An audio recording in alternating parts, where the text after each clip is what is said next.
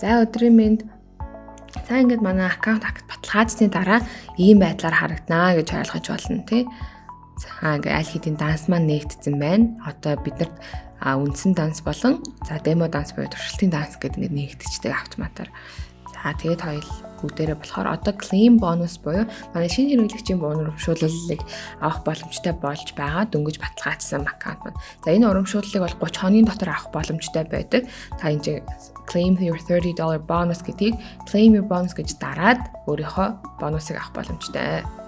За одоо энэ дээр дарцгаая.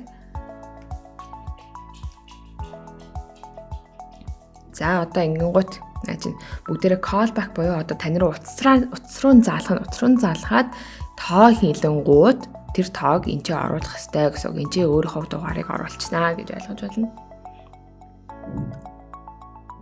За ингээд хүсэлтэд явуулчих. За одоо энэ чинь код оруулах нь шүү дээ.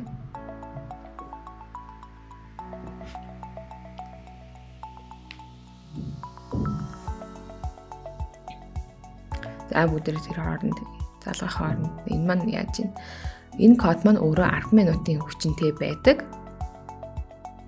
За хэрвээ ингээд энэ код маань 3 удаа буруу оруулсан тохиолдолд дахин одоо reset хийгддэг байгаа.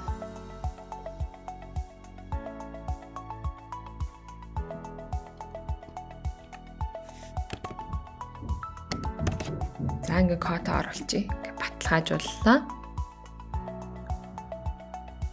За окей got it. За claimed буюу одоо та одоо $30-ийнхаа бонусыг кредитээр авч байгаа гэсэн үг. За тэгээ энэ маань болохоор яаж гарч ирэх вэ гэхээр таны MT4, MT5 платформ дээр кредит хэсэгт маань $30 гэдэг байдлаар орно. За ингээд өөрийнхөө шинэ хэрэглэгчийн бонусыг авчиж болж байна. За баярлалаа.